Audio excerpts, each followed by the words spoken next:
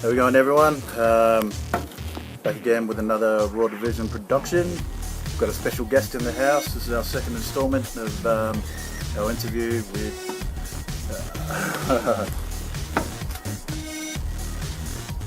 grassroots MMA fighter, Mr. Monsta Moore, Matty.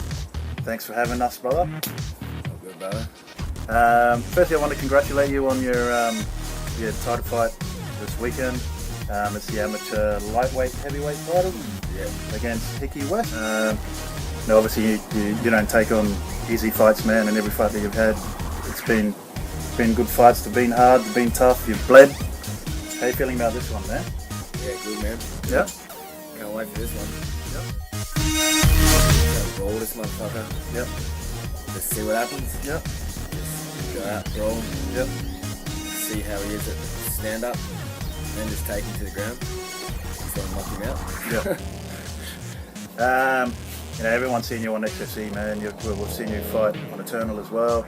You've had a couple of losses there. You've had a few wins.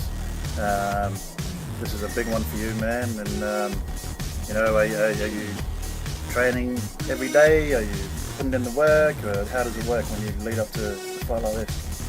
Well, I've been training every day, but just really depends on your body. Yeah. Like, are you training differently because it is a title fight? Or? Well, I've picked up the intensity. Yeah. But I pretty much train the same all year round. Like, I don't train differently. Like, when I come to the training camp for a fight, I'll train different. But most of my fights I've not had a training camp for. And, like this fight and my last fight, I had a proper training camp. And I don't know, I'm feeling really good. Like, when it comes to the training camp side, like, I train hard out. Yeah. You got to give 110%. Exactly. Because if you don't, then what right do you have to be in that ring? Exactly. What right do you have to take that belt? Yeah. And I want to take that belt. That belt is mine. Yeah. Exactly right, bro. You got to have that confidence, I think, to get in there and do that. And a lot of people give you respect for just getting in there. Yeah, you got to have some big balls to get in the cage. Yeah, exactly right, bro. That's it. A lot of guys that are trying to get to that level of fighting where you're at. You got the training thing, obviously. You got to take into account the dieting, the nutrition side of it. Are you pretty strict on that as well? Are you well, this fight I haven't really, because with the intensity of the training and how hot and humid it's been, I've just been sweating it out like crazy. Start of the week I was 100 kilo, now I'm sitting at 97. Yep. And like I'm still just eating the crap I want. Yep. Like trying to be a bit strict on it now, because the week before the fight, I probably won't indulge as much. But usually my weight's pretty high, so I don't actually get to, I don't usually get to indulge. I usually have to be pretty strict on my diet, and So you have fought at middleweight before? Yeah, 84. Yeah. Was it Yeah. hard? Is it harder now keeping that weight, or was it harder trying to keep the middleweight?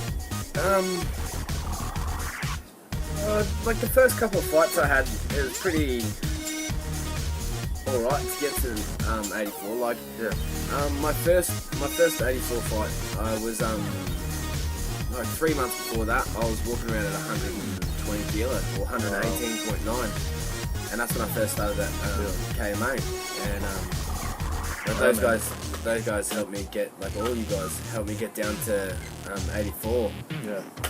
Like I hadn't been under 105 kilo in probably about 7 years, and that's an accomplishment in itself, man. Credit to you to get in there. 3 months I dropped down to 84 kilo for that fight. Yep. Took that fight on like 3-4 weeks notice, and I took that fight on 3-4 weeks notice. Yep.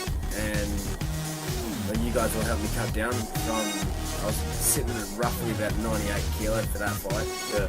And you guys helped me get down to 84. and that was actually probably my best weight cut. It didn't like strain me and make me feel as drained. Yeah. My second fight, I took that was meant to be my old coach Nathan. It was meant to be his fight, but he hurt his knee, so I took that on 2 weeks' notice. And Is that at middleweight as well? Yeah, I had to cut 14 kilo in 2 weeks. Wow. And that was pretty hard, but like my body still felt good. And then my third fight, I struggled to make weight. I went to weigh-ins on the day, and I was 2 kilo over. Yep. So I had to, Phil was there, and I had to chuck on a freezer suit. And Nathan and Matt were there as well, and I chucked on a freezer suit, and I went run around the block for like 45 minutes to try and drop that 2 kilo. Then I ran into the toilet. I had to try and piss. I couldn't piss. Just freaking out. Then my fight got called for the lanes to come out. I walked up to the scale and I exactly made weight, exactly. Like I was exactly on weight. Yeah. I was maybe like 1 gram over. Like I was 84.51 or something. Yeah. So like I was like just over, but like it's 1 gram, so they didn't really care. Yeah. And turns out that the guy I was fighting was actually like a kilo overweight, and he was running around the block, and then he just got back before our fight, and like we weighed in together, and he ended up being 600 grams heavier than I was. Yeah. At actual weigh-ins, but I just called it. I said, yeah, it's fine. I don't care. Like, you don't have to give no points. And I fought against Tommy, which is my favourite fight to date. What was it? He XFC. just destroyed me in the first Dominated. round. Yeah, like he fractured my eye socket, fractured my jaw, broke 2 ribs on the left, and I love that fight. Like that was my best weight cut. Yeah. Because I cut the weight. You look comfortable in that fight. Yeah, I cut the weight. Weight-wise, training-wise. Yeah, I probably shouldn't have taken that fight. Like, he was all out of my league. But at the end of the day, you don't get better unless you beat the best. You fight the best. Man. You gotta take hard fights to get better. Yeah. Then I fought Michael Williams, I think his name was Michael Williams. Yep. And got caught, got clipped on the jaw. I didn't think I was out, but the ref said that I was. I hit the ground, bounced straight back up, but he called the fight. Like, it's all right. Like, it happens in the sport. Like, and then I fought Matty Jones at 93 kilo because I actually was going to fight at 84 again, and I had 4 people get offered the fight against me, and all 4 of them pulled out against me. Yeah. None of them wanted to fight me.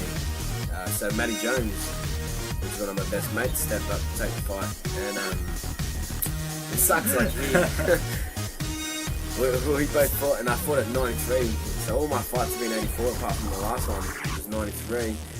And I fought Matty at 93, and it just sucks. Like, his footwork wasn't the best, and he got caught, fell down, and I capitalised on the opportunity. Dropped some punches on his head, punches in bunches, as my old coach says. No. It is what it is. Yeah. So Talking about that fight with against Matty. Yeah. Did it play in your mind that you're fighting your best mate? Like, how does it work? Do you go, all right, I'm going to go in there, I'm going to play with him, or I know how he fights, you know? Well, the thing is, like, we know how each other fight you know like how each crazy. other fight. What's going through your head? I'm going to knock him out. What's going through my head was exactly that. I was going to knock him out because I knew that, like, I knew his ground game's better than mine, so I didn't want to go to the ground. But I knew if we went to the ground, I had enough to either stand back up or keep it there until the ref stood it up. So I was working a lot on like tying him up. So if we did go to the ground, I could just tie him up so we could stand the fight up. Yeah.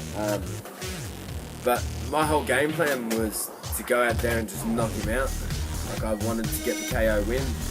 I think you got to have that mind frame. You got to be in that mind frame where it doesn't matter who it is. Yeah, it's a fight. Yeah, 100%, man. Like, you can never go into a fight thinking or having the slightest bit of doubt that you're going to lose. Yeah. Because the second you have that doubt that you're not good enough, or you haven't done enough, or you're not going to win the fight. Or you're fighting your friend. Yeah, or you're fighting your friend and you don't want to hurt him. Like, you can't have that mindset. Because if you don't want to go in there and hurt your friend, they're going to go in there to hurt you. Yeah. The other person across from you is going to hurt you. Yeah. They don't want to take your head off. It's them or you. Yeah. So, like, at the end of the day, you've got to choose what you want to happen. Yep. You got to be in control of your own fate. If you go in there thinking with any doubt that you're going to lose, you're going to lose. If you go in there thinking 100% that you're going to win, you give 100%. Whether you win or lose, you left it all in the cage. And at the end of the day, that's all that matters. Win or lose, leave it in the cage.